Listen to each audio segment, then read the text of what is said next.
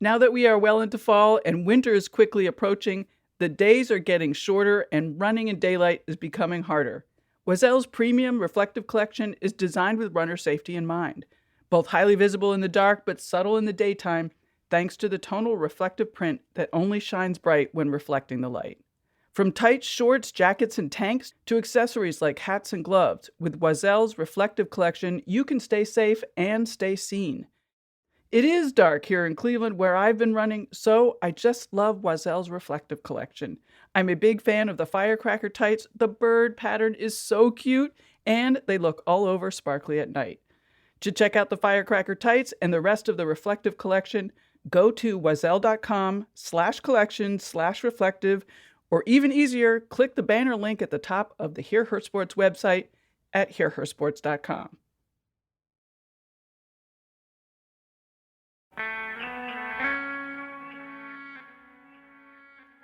You are listening to Hear Her Sports, a podcast for active, adventurous women who love hearing stories from other active, adventurous women.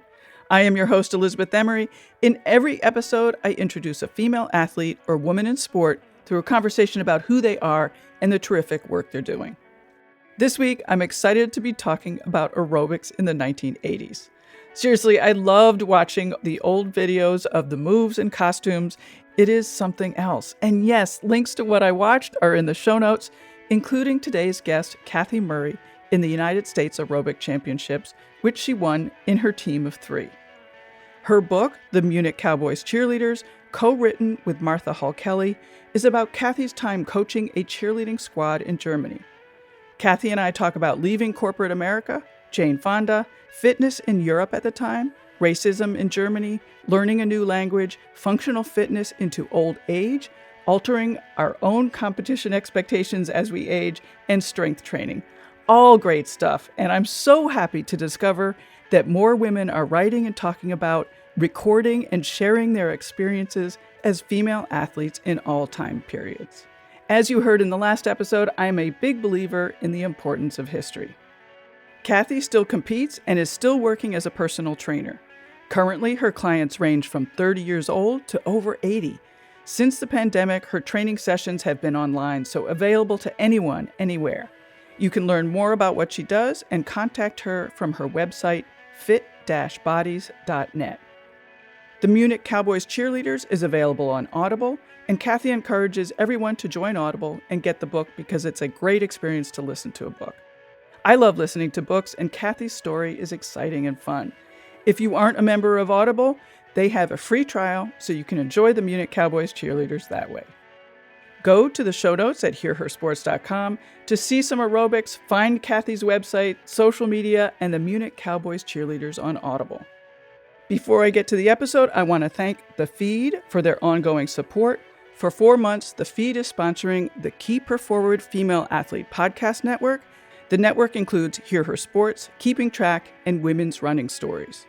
The Feed is the largest online marketplace for your sports nutrition, offering the brands you know and love, from Scratch Labs, Cliff Bar, to Morton, plus their athlete-customized supplements called Feed Formulas.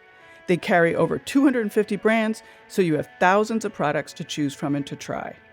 I love shopping at The Feed because I'm thoughtful about fueling my body for training and competing, and not everything I use is made by the same manufacturer. The Feed is a one-stop shop, so in one shipment, I can get exactly the bars, electrolyte powders, protein powders, and gummy blocks I like. The Feed has been a great partner and has an offer for you too. As dedicated listeners of Hear Her Sports, you can get $80 in credit at The Feed. Just go to thefeed.com/hearher to claim your $80 in credit at The Feed. All that information and the link is also in the show notes. And now on to the show. I'll introduce Kathy. Kathy Murray is a certified personal trainer with over 30 years' experience in the fitness industry. She is a graduate of The Ohio State University, where she was a member of the 1983 National Cheerleading Championship team. In 1986, after college, she competed in and won the United States Aerobic Championship, and then spent the year traveling the world as a fitness ambassador and worked as a freelance educator to teach fitness to European instructors. While in Munich, she coached the Munich Cowboys Cheerleaders to 6 national titles in cheerleading and was head trainer-translator for the German Gladiators during a pilot TV show for the International Gladiators. Always an avid cyclist, Kathy dipped her toe into the world of multisport in 2000, first competing in duathlons, then eventually moving to triathlons. Kathy has owned her personal training business, Fit Bodies, for 24 years, and this year she co-authored the Audible book, The Munich Cowboys Cheerleaders, based on her time coaching the squad. She now lives in Atlanta, Georgia, with her husband Lutalo, dog Mingus, and cat Sassy. Well, welcome, Kathy. I can't tell you how excited I am that you're here. It's going to be great. Thank you. Thank you for having me. I'm excited as well. Well, one of the reasons I am so excited is that, your Audible book is one of the things I love. It's saving the history of women's sports. And of course, I just love sharing the stories of women's sports history, making that time period that you're capturing, making it alive and part of our shared experiences. So I'm really looking forward to going through that, and also to tap into your expertise as a physical fitness instructor and what you do to increase the general well-being of others. It's going to be awesome. Great. Thank you. I'd like to start with that bit about, sharing the history of that time period, because what struck me prepping is, wow, that 80s aerobics era. Exactly. What a trip. Wow. I think if I knew now what I knew then, I was teaching a lot. It was very physical back in the 80s, it was high impact. And then who knew, 30 something years later, it would lead to a hip replacement. You wear the joints out later in life, but obviously I would have traded it for the world. But I was like, how did that happen when my hips started going bad? Then I was like, oh yeah, that's it. Well, I did. I watched a lot of the videos that were made of, the gladiators and the aerobics championships. And it was like such a time travel. Especially with the costumes, right? Exactly. Oh my gosh, thinking about Jane Fonda and all that stuff. The leg warmers and headbands and yes, yeah, definitely. What was that aerobics championships like? Oh, wow. We, meaning me and my team, Madonna Grimes and Judy Draconis, we were in college. Madonna had graduated and went to NYU to get her master's. And she started telling us, hey, there's this aerobic competition. And we were already teaching aerobics at Ohio State.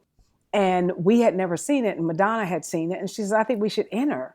And we, sight unseen, they had different compulsories. You had to do, kicks and crunches and, all these compulsories.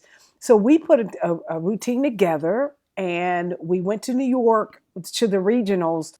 And we were so clueless on what it would take at that level. I mean, everyone had the sequins and the matching outfits. And, we had like a unitard with like a little a black unitard with like a little trunk on it. And we were just looking around like, oh my gosh, what have we gotten ourselves into? And we ended up performing in New York, winning. Despite the lack of, and I remember the judges saying, you guys were great, but when you go to California, to Hollywood to do the nationals, you need to kind of upgrade your outfits.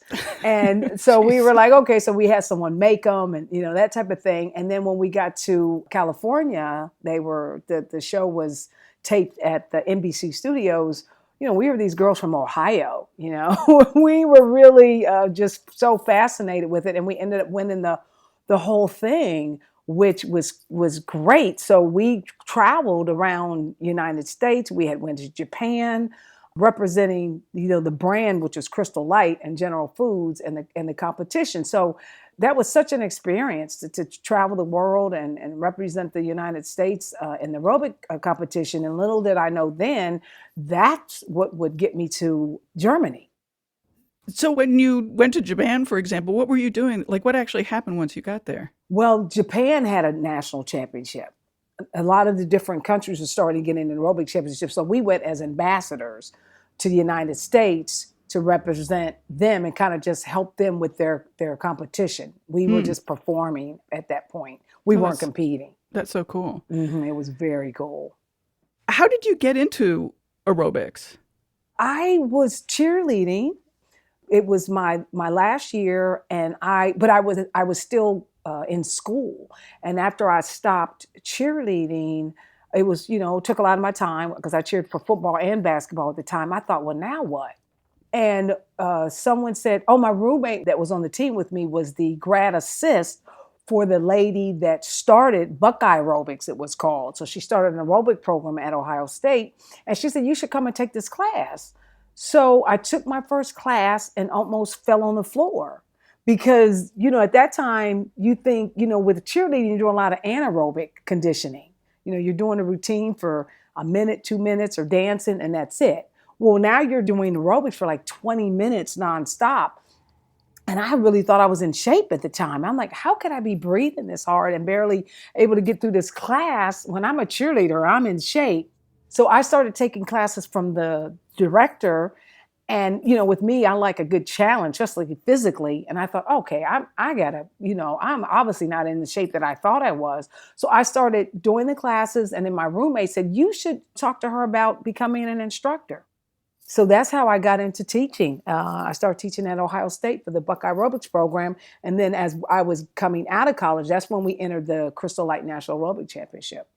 That's so cool. Mm-hmm. I want to go back into your early years of being physical and sporty and stuff. But first, I want to ask you, do you think people now today know this aerobics history, like what it was back in the 80s and all of that Jane Fonda stuff? I don't not, I think anybody probably younger than I am does not. Because now when I was teaching in Germany and even in college, we taught everything. We taught, at that time it was just high impact, but high low they called it, step. We could do. They had a thing called the slide aerobics. We could do kickboxing. We could do spin. So we were trained in everything. And now if you want to just teach yoga, you do a yoga certification. If you want, it's more specialty now.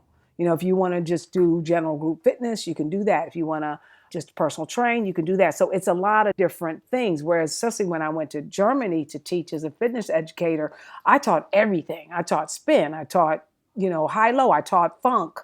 I taught so many different types of aerobics. We were a little bit more versatile then, but I think now people just teach one thing, whether it's yoga or Pilates or what have you, and then they become certified in that. So I don't think they really know what it took back then with the whole Jane Fonda era.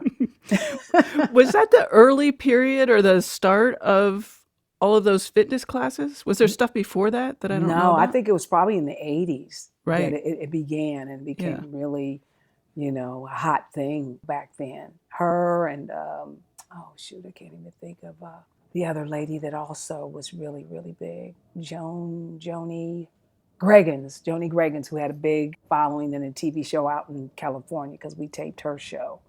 But that was kind of the beginning. And then it kind of evolved from there. Interesting. So let's talk about your early years. How did you get started? Did you do sports as a kid? I was one of these kids that I just loved movement.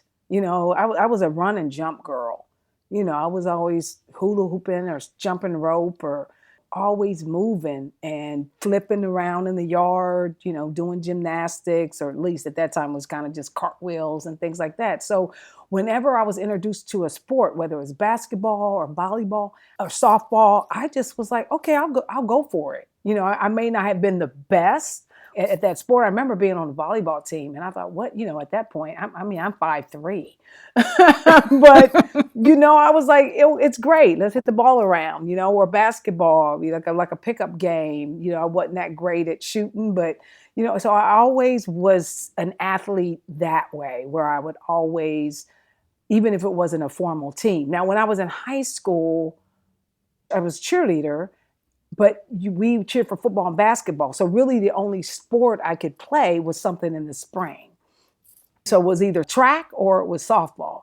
And, I had tried track when I was like in, middle school, junior high, and I was terrible. One of the girls that was on my cheerleading squad in high school said, hey, you should go out for softball. And I thought, it wasn't so great because when I was in middle school, it was slow pitch.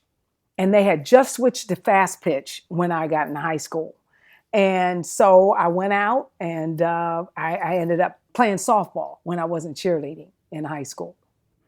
Do you have a sense, because I mean, I think we're pretty much the same age. And so do you have a sense of, when Title IX passed and if that had any impact on, your sport career?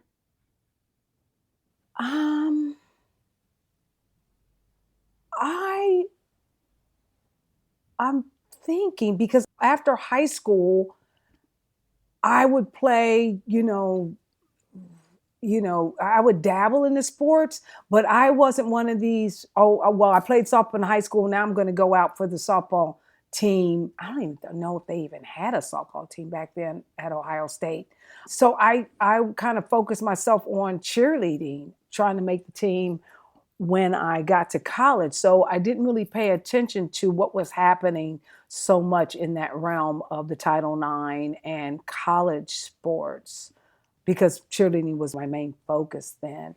I think now what's so nice about the athletes is that now you have other outlets, even though you may not be talented enough to make the team, they have a lot of intramural things in college where you can stay involved in sports. And even with like musicians, I had played 3 instruments. And then when I got to college, we had a brass marching band. So I think there's opportunity to stay more involved with sports and other things now in college than it was when I was in college.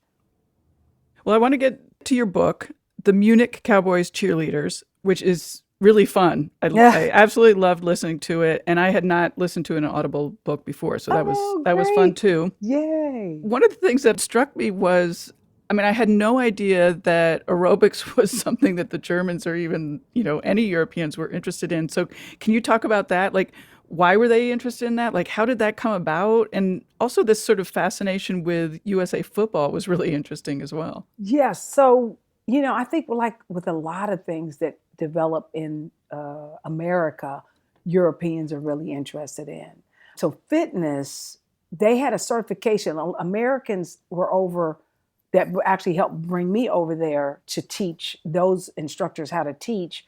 They were kind of in the dark ages. I remember going to a gym. Remember those like conveyor, those little belt things that would jiggle your fat? Yeah. And then the rollers that you would sit on, they had that. Oh, wow. I was like, stuff from the 50s and 60s. I was like, wow, this is what this looks like, without a picture. And they were having these classes. Like, this is I think they call it anti-cellulite. The anti-cellulite class, and you're going to sit and, jiggle your fat around and so I was amazed at how, they were like really clueless as far as what fitness was. So we were brought over, we meaning a lot of Americans or Canadians, to teach instructors, and then they would have a certification program. So I would teach the instructors, the big conventions on the weekend. I would, say my thing was anatomy or musical phrasing. Okay, this is how you do blocks of choreography with 8 counts. So they knew none of that. They just knew what they had, watched from videos from America. So that's why they were really hungry and, paid well. Because so many people were like, well, that's all you did was teach aerobics. Well, they paid you for being educated to teach them these things. So that's why when I initially went over, when I was still in medical sales, I was teaching in Germany, and also the Italians had a aerobic federation. So they were bringing over American instructors at the time to teach them more about group fitness, aerobics at the time. So that's why they were interested. They were so great. Yeah, I taught funk there, the hip hop thing. It was just so fun. Wow. Yeah. How did they even know about, I mean, I'm thinking back to the 80s, we didn't have YouTube and all that. So how were they finding out about the aerobics craze in the States? Right, because the computers and things weren't there yet. I'm not sure. I just knew that they were already certifying instructors when I went over. And so I don't even know the answer to that on how they actually knew. But somehow they got videos, because that's how the cheerleaders were kind of winging it. Is they were watching videos and just trying to, simulate what the videos were doing, learning kind of by that. So Wow. they were still able to get some type of order the videos somehow. They had the VHS. That was back in the VHS days. Right. Um, the other thing that came out in the book was how you encountered so much racism in Oh, Germany, wow. which that surprised me. Oh, wow. It really, it kind of was twofold because being African American, but everyone is not happy to see Americans. They really were, kind of vicious. Even some of my white friends were like, wow, do you know what happened today? And, because they can hear, even though we're trying our best, and German is not the easiest language, they can hear the accent. And wow, I remember just like what I say in the book, that those are some of the first words I learned, because I was being called certain things. And I was like, well, what is that? And it was really amazing to me how racist it was back then. I don't think I went in the book about just trying to get an apartment. I had to my roommate from college was half German, and she was a journalist. So she was already living in Munich, and I was subletting an apartment. And she said, "Hey, you need to get an apartment." So I said, "Okay, well, let's go." And that was back before the computers because we had to look in the want ads. And she said, "Okay, great." She would call, "Hey, this apartment is available. Great, we're coming over." And soon as we show up, they take one look at me and go, "Oh no." She would say, "Well, I just called like 5 minutes ago. You said it was available." And they're like, "Nope."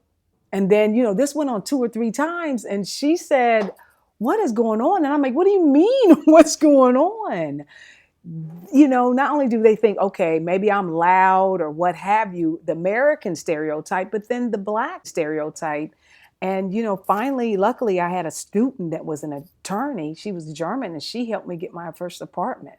So it was things like that, you have laws here that, if you're discriminating, but there, nope, if they didn't want you there, they would just say no to your face. And, you just kept on having to keep moving.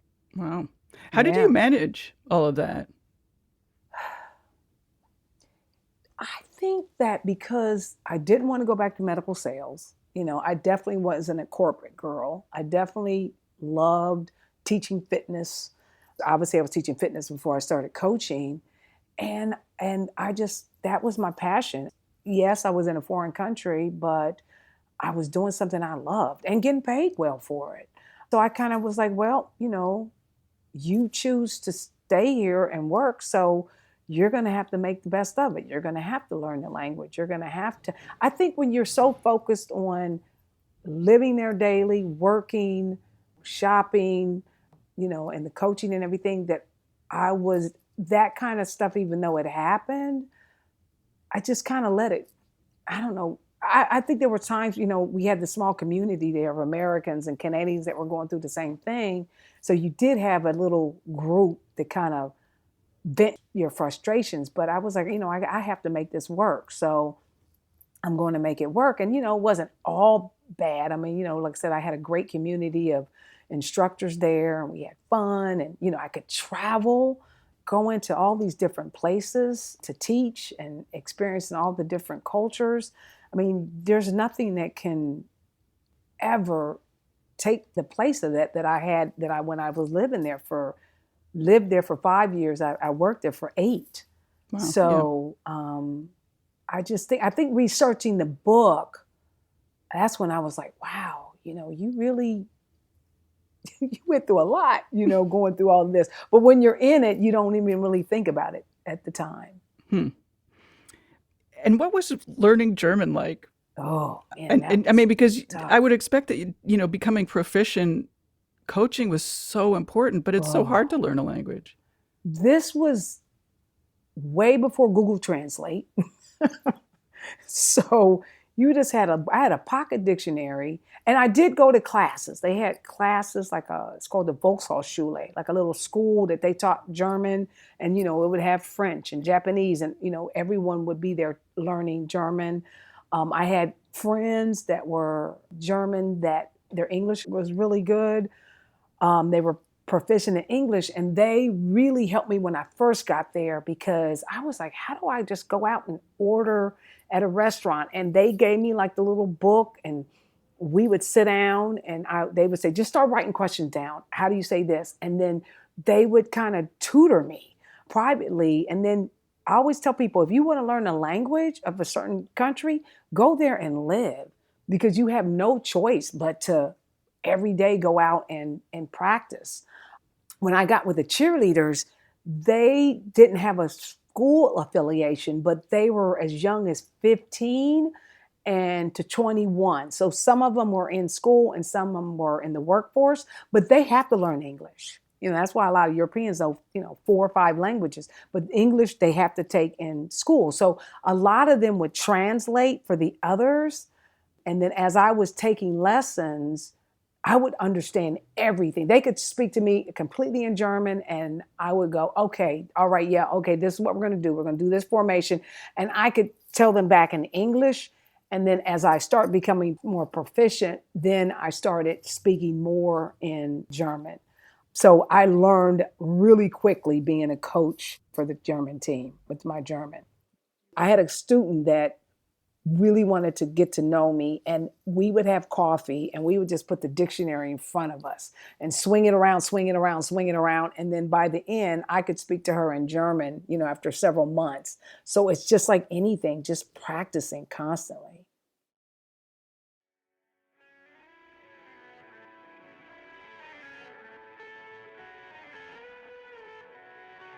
I love that you are here listening to another terrific sporty woman tell her story. If you aren't already on the list, I encourage you to sign up for the Hear Her Sports newsletter at hearhersports.com. Many listeners are already signed up and really enjoy reading and finding even more by clicking the links. You will find special offers from sponsors, of course with the links that take you exactly where you want to go. Mostly, the newsletter is where I write some thoughts on the latest guest and what we talked about in the episode. All the conversations stay with me, so in the newsletter, I'm able to relate those thoughts to a bigger picture of women's sports and to everything I've learned from the more than 100 women I've spoken to in the last 5 years, producing the podcast and other audio projects. Each individual story is important. Equally important is where the stories fit into the context and history of female athletes in women's sports. I'd love to have you join us. It comes out only every other week, so enough to be engaging, but not too much. Sign up at hearhersports.com.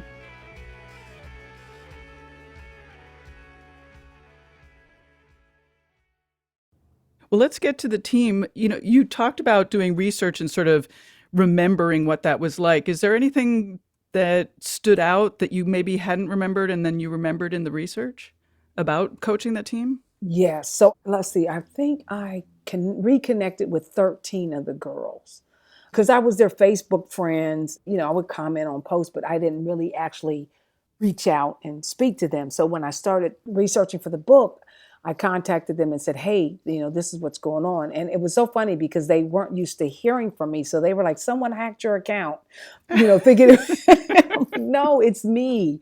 So after we got on a Zoom and, I told them about the book, and then I just put together some questions on what was your first, when I showed up, how was that? What was your favorite stunts and dances, and what was your worst? What was your best? And so we kind of together, because they were like 15, 16, they were young. And now they're like in their 40s. So I kind of had to remember jostling around, for what I would remember and then what they remember. So like in the book, when I talk about the routine for the Men in Black, whenever I asked them, what was your favorite routine? They all said the Men in Black. And I completely forgot it. I was like, what? Now, I remember that movie was out and the song, and I thought, can someone send me this routine? And when they sent me the routine, I went, oh, wow, I totally forgot about that. So yes, there was a lot of, remember this, remember that. I would remind them of the little teenage things. One girl wouldn't want to come out of the locker room because her boyfriend broke up with her, and, just the teenage things that you had to deal with. And, they smoked there. So for me, it was like, what do y'all mean y'all taking a break and y'all smoking during the break, during the practice? So It was things like that we laugh about, that I was like, okay, no, you're not supposed to smoke when you're a cheerleader. I love that. That type of thing. They weren't in shape. I had to put them on a conditioning program, so they kind of complained and laughed about that. And I think probably the biggest thing that really touched me that I had no idea is I had mantras at every championship. You're only as strong as your weakest link. And I would have that at the practice and all the way through that championship. Pain is only temporary, but victory's forever. Team, there's no I in team. So I had all these things. And as the girls were telling me about their lives, they would say, oh, when my kid, would get disappointed, I would tell them one of your mantras. Or a lady, she was a professional, and she said, when I supervise my team, I tell them this. So that just blew me away, that they remembered that and they still are using that in their adult lives. So that kind of stuff that I was very surprised at how much they retained and can still use. Yeah, it sounds like you had a huge impact. Yeah, I didn't really realize that until we reconnected for the book. That's amazing. I was really touched. It also sounds like you were really good at working with the teenagers. I mean, how did you know how to do that? Yeah, that you have to have a lot of patience. Oof. Because it was a fun thing for them, but they were giggly, and they were, sometimes you had to really get them to buckle down. And I think, when you're not an athlete, those are some of the things I had to teach them. You have to practice hard. You have to put in that extra work at home, or if you're a slow learner, you have to spend that much more time to get to learn, and you work as a team. They cheer for American football, but some of them had their boyfriends were on the team. You had to be patient, but then you had to be tough. You had to be tough. When they were complaining about, we can't get this and we don't want to do it, we want to change it. Well, that's not life. You gotta. We're keeping this stunt in, and this is why. That type of thing. So you have to have kind of a side where you can have fun. And this was new to them, especially when we got to the championship. It was like, okay, this is what it takes. If y'all want to compete, this is what it's going to take to compete. So I don't want to hear about my neck or this hurts. You just have to suck it up. Yeah, I mean, how did you transfer that sort of, the understanding of the level of seriousness or commitment, or, whatever you want to call it? I mean, they cheered and that was fine, and they were great at the games. But when they said, look, we want to do this, and then they gave me a tape and I looked and I thought, wow, you guys have an advantage because you have an American that knows cheerleading. Everybody else is kind of making it up as they go along. And then they saw some of the videotapes from America, like the big championships for Universal Cheer. And so they knew what that was. But I had to teach them what it took to get there. If they dropped a stunt, you got to get back up, because the pyramid's not going to go up if you just stand there. You can't miss a beat. So just that practice, discipline. You're a team. The spotter in the back is just important as the person that's flying, at the top. So everyone has their role. So if you have this, we have to be that team that they look to say, what are they doing, and set the stage. So I could give that to them as a competitor and a champion from America that nobody else could do, I think. How important was winning that first championship? I mean, your parents came. Well, there's some things in the book that, I kind of, was based on my story, but my parents didn't come until after the championship, but I did write them in the book. I did some composite characters, like Annika is a composite character. But the first one, well, it took a while because the racism. Wow, I that was probably a knife in my heart when we deserved to win and we didn't win because the judges were like, oh, well, they have an American instructor, coach, and they have an advantage, so we're going to stick it to them. That was difficult because my coaching was like, you hit the routine, you have this a level of difficulty. This is what they're going to be judging in. If we hit everything, we'll win. And we're better than everybody else because our difficulty level is higher. So that first one, we didn't win because, I kind of say we got stabbed in the back. So that was tough because the girls are looking at me like, well, you said if we do this, this, this, and this, and obviously we were better than everyone else and we didn't drop. How come we got 10th place? That was really, really hard for me as a coach.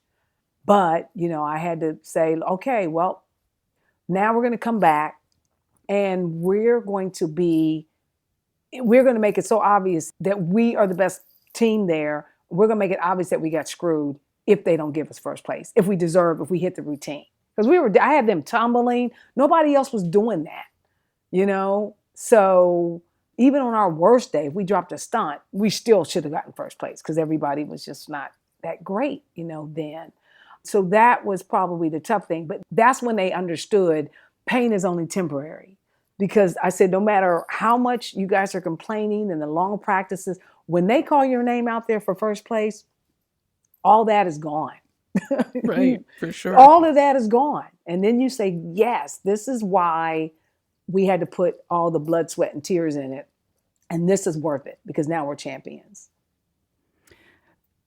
I think one of the things that I was really amazed at was how you took this team who, it was a bunch of people who weren't that fit, and it sounded like they weren't doing cheerleading for a lot of great reasons. I mean, like they sort of were just doing it and right. You turned them into a team that really cared about winning. Right.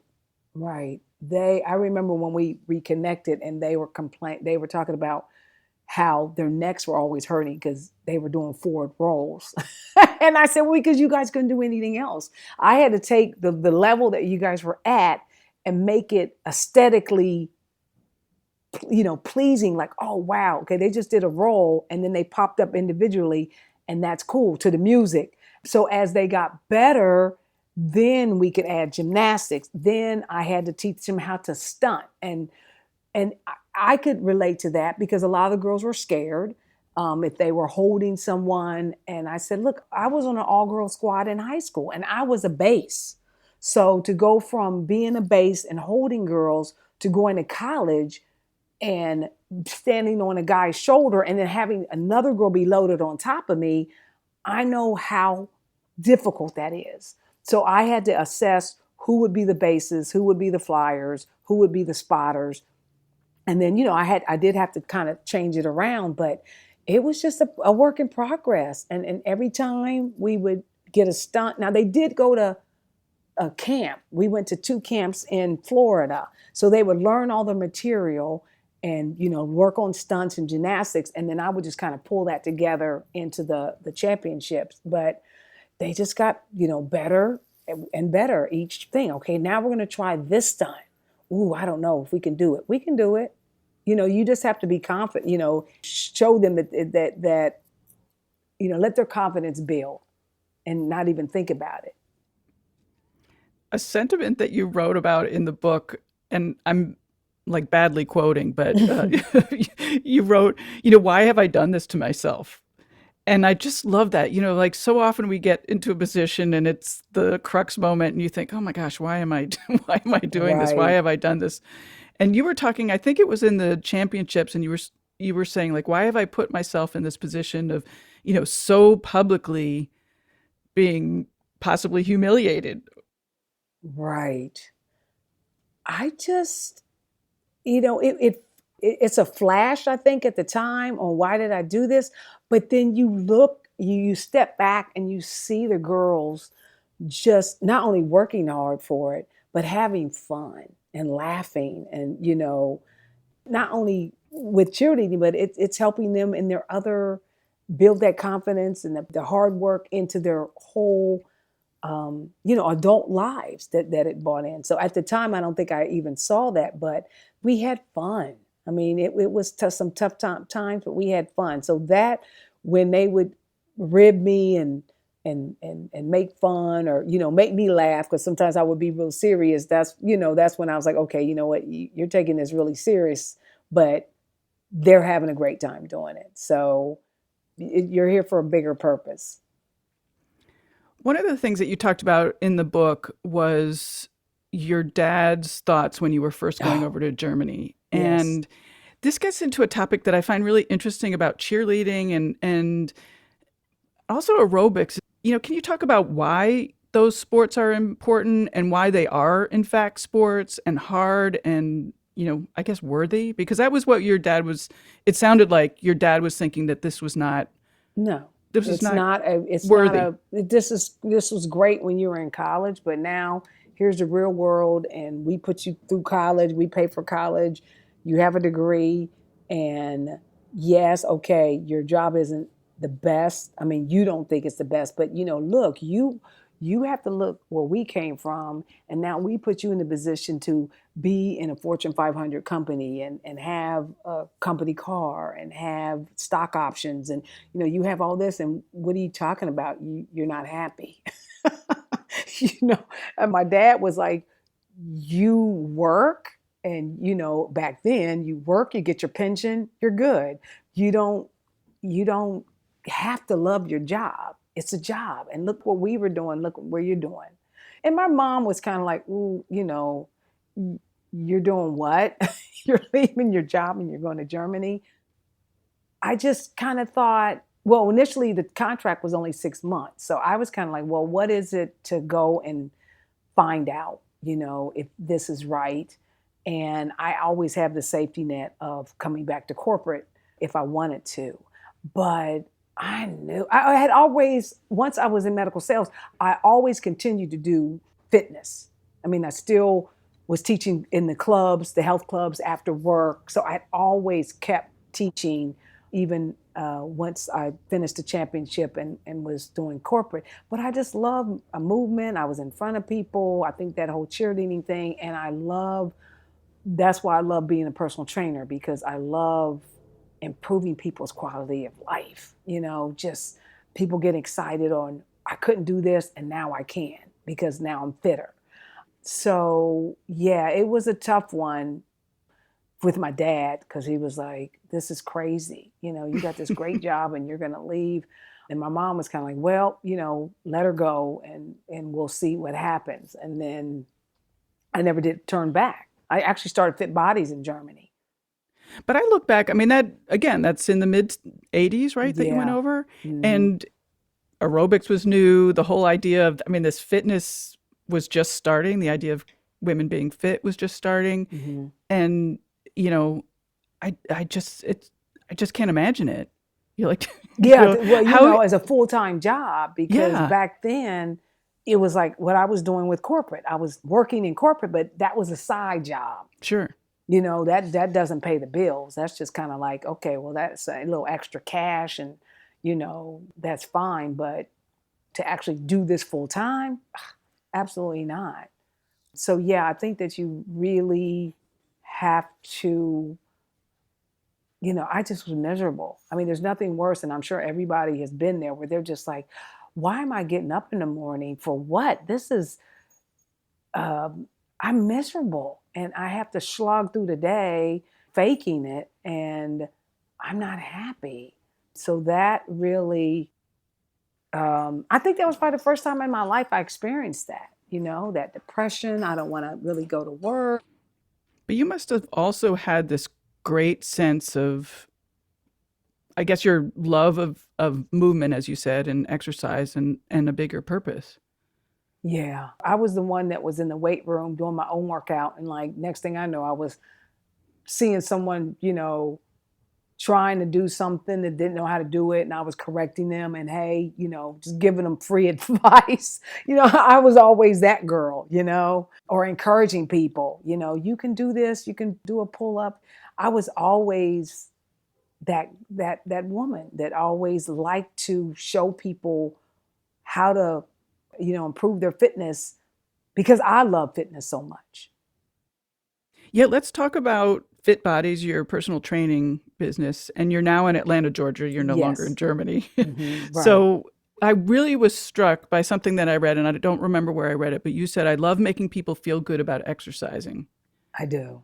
I love that. Yeah. I mean, I have clients. I think the youngest now are probably in their 30s, and the oldest is 80 in their 80s. And I love my seniors because they, they'll start working out like in their 70s, and then they'll say, "Oh wow, I can do." One of my clients said, "I can never bring the groceries in. I always had to get my husband to bring the groceries in." And then when we started training, she was like, "I can actually bring the groceries in by myself and lift them up and put them on the counter." Those of us that are in fitness, we just take that kind of stuff for granted.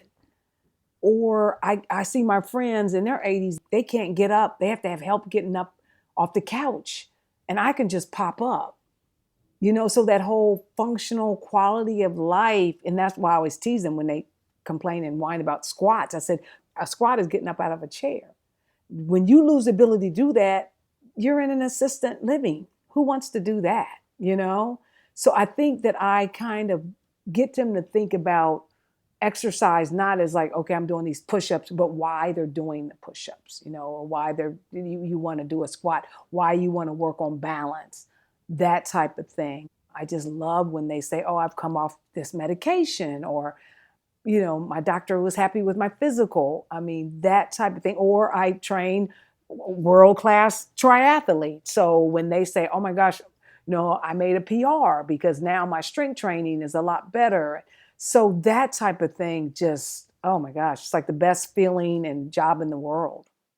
I love what you talked about with the older athletes. A term I heard recently was sedentary creep. Oh, right. Our expectations are so low physically for older people. Yeah. Yeah. And I'm able to do this with a lot of my athletes because I'm older. and I've been racing for 20 years. And so I've had to evolve, starting with, even though I've always been active, but definitely starting in multisport in my 40s and now being in my 60s. And I now can educate them on, okay, you can't just keep moving through an injury. Now it's going to take you long to recover. Now you may not want to have your race calendar that heavy. Just let's back off a little bit. Or as I always tell my older athletes, the older you get, well, I think in any sport, but especially multi-sport, the bigger your team becomes.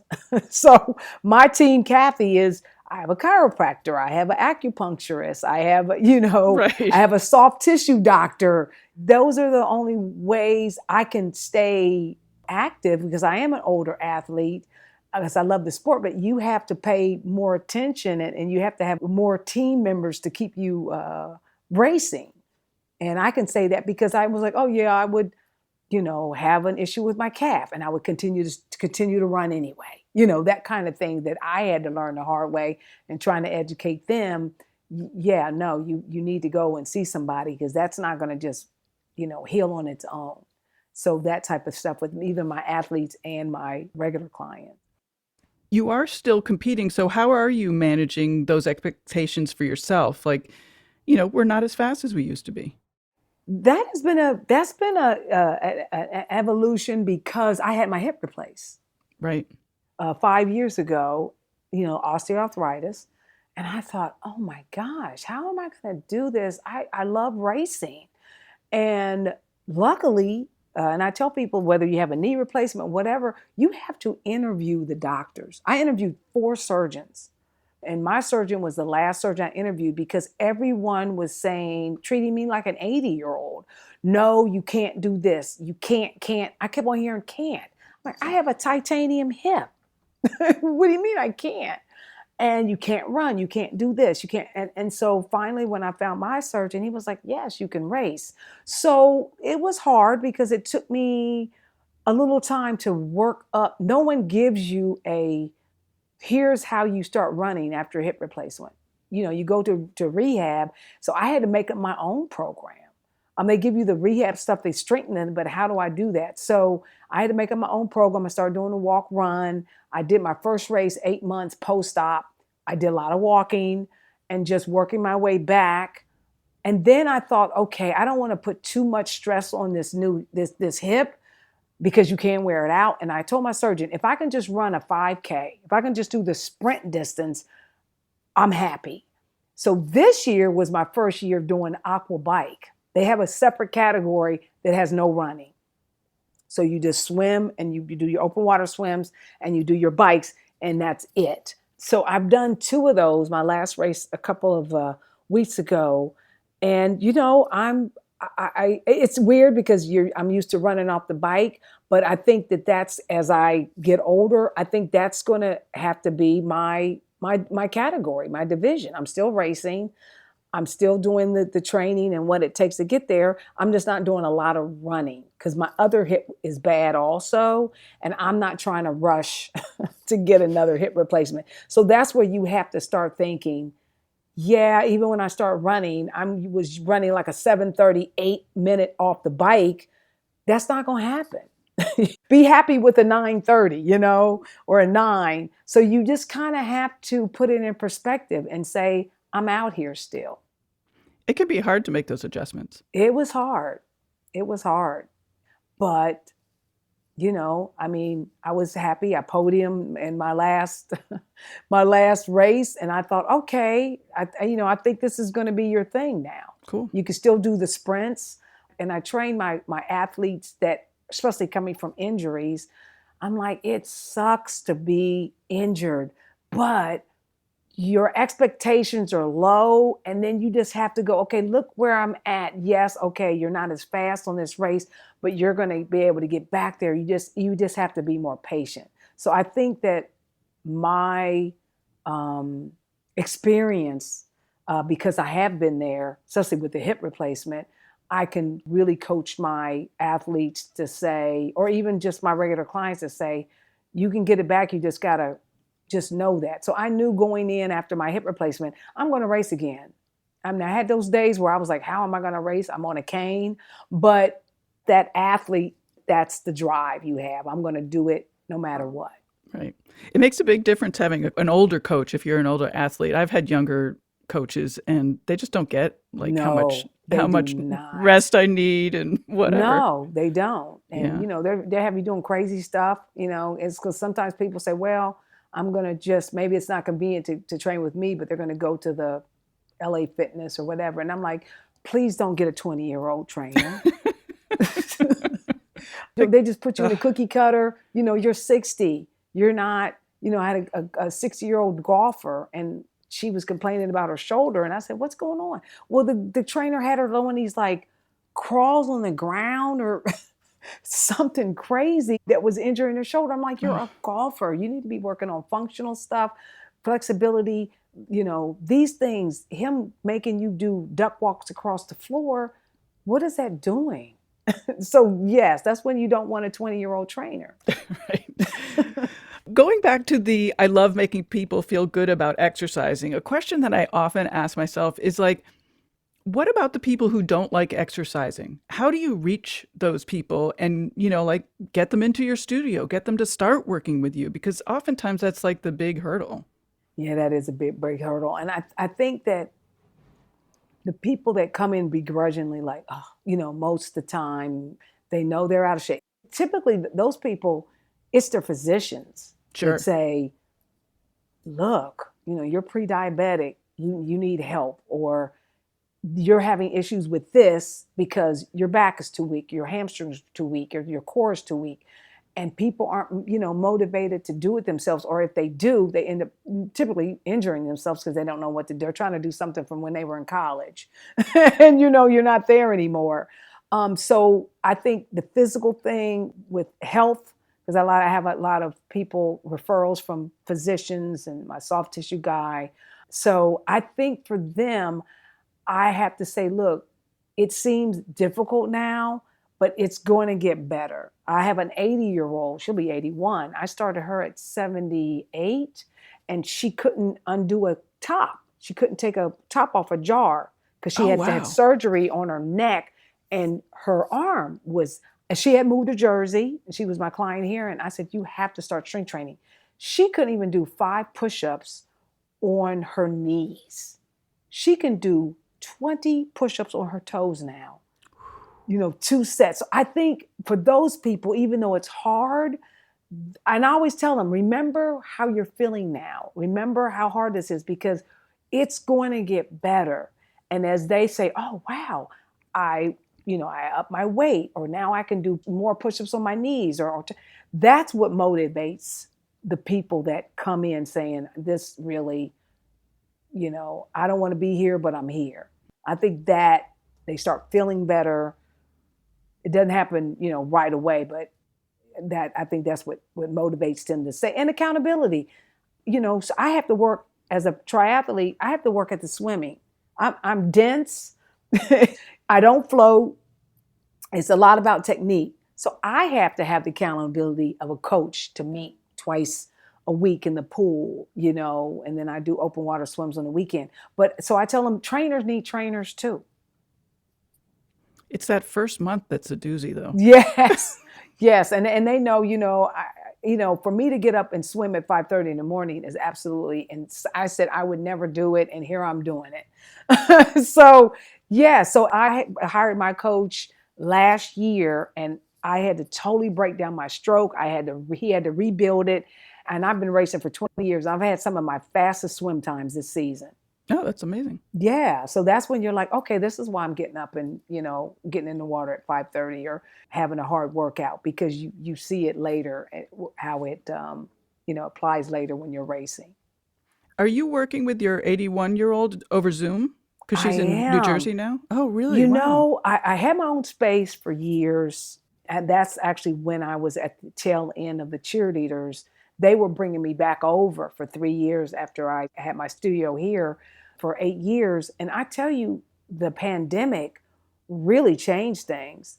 When everything shut down in 2020 and we had to go online, I remember telling my clients before we went online, because I have friends still in Germany, Italy, and I saw, it was a wave. And remember how we were looking at them like, wow, they can't go out of their houses. That's crazy. Yeah. Well, eventually came over here. And I kept on telling them, it's coming. We have to go online. This is what we got to do. FaceTime, whatever, Google Duo. And this is what you're going to do. You don't have to do that much equipment. You can buy extra tubes and door anchors. And, so in COVID, we got online. Then my clients were like, well, look, I got my gym here. I don't have to fight traffic. So believe it or not, I'm 100% online still. Really? Wow. Yes. Now my clients that moved away, Jersey, New York, my one client just moved out to Montana. I trained her today. My one client, my 80-year-old, moved to Clemson from Atlanta. I got a client in DC. She's in the Air Force. So she's a big triathlete. So now, instead of, oh, well, I'm not in Atlanta, I can't come to your gym, now I can still train people pretty much worldwide because it's easy to do. I do miss a lot of in-person because you can touch them and turn them, and sometimes it's hard to equate online, but I've been doing this now for 2 years. So look, a bright spot of COVID. Yeah. and if I was continuing to go to the gym twice a day like I was doing, early 6 a.m., coming home in the afternoon, and then going back to the gym till 8 o'clock, I would not have had the time to write and edit this book. Oh, sure. Because I was doing a lot of late nights editing and writing in between clients. And it would have been really hard if I was going into, because I was traveling to the gym twice a day. So that was like kind of if you're going to have a bright spot, that's what happened. I was able to pull a lot of my old clients that had moved away in, add some, especially athletes, and write and edit my book. Well, before we wrap up, you're in off-season training period now for triathlon. So what's going on? What are you doing? What are your goals for this off-season period? I tend to really like off-season just because, I don't know, you can get new thoughts going. Yeah, you definitely need that off season for your body to recover. I work with a functional medicine doctor that looks at my blood work, and I was there 2 weeks ago before my last race, and she was like, "You're overtraining," because all the athletes in my group, especially with the swim, they were training for a half Ironman. I was doing the next distance down with the Olympic, but they were putting me in with their workouts. So I knew I was working a little hard, but I was telling her, look, after this last race, I'm going to relax. So it took me about a week to turn off the training like I was supposed to be in recovery week and I was still, acting like I was still racing. So that took a while because I started my first race in May. So it's been a long season, but I'm getting a massage this weekend. The swims aren't so structured. I ran today, with my dog. So just trying to back it down and allow my body to rest, but trying to figure out what I need to work. I need to do a lot more indoor training on the bike this year. I have one of my clients has his own spin studio and he's a cycle coach. And I didn't really do a lot of that once COVID hit. So trying to get a lot stronger on the bike this off season. And believe it or not, I was a gymnast, right? So it should not be any problem for me to flip. I am having the biggest time with the flip turn in the pool. I'm like, how is that possible? So, I want to work on my flip turns. Yeah. So those are some things right now that I'm excited about working in off season. Great. Well, thank you so much for being here. It was absolutely fantastic talking to you. It's been fun. Thank you for having me. Well, that wraps up this week's episode. Thank you to Kathy Murray for sharing stories of aerobics and cheerleading in Germany. Thank you, as always, to our fantastic Patreon and Buy Me a Coffee supporters for the continued backing of the show. We can't thank you enough. We couldn't do it without you because we are a listener-supported show. If you aren't a supporter and would like to be, go to patreon.com/hearher or to the easy-to-use buymeacoffee.com/hearher. Links to things Kathy and I talked about, how to listen to her book, and videos of her competing are all in the show notes at hearhersports.com. Hear Her Sports is growing. You can help us by telling your friends about the show or about a particular thing you've enjoyed or learned while listening. You can always connect with me in an email to elizabeth@hearhersports.com. You know I love talking about women's sports, so I look forward to hearing from you and replying. We are on all socials at Hear Her Sports. Be sure to sign up for our newsletter at hearhersports.com. And until next time, bye-bye.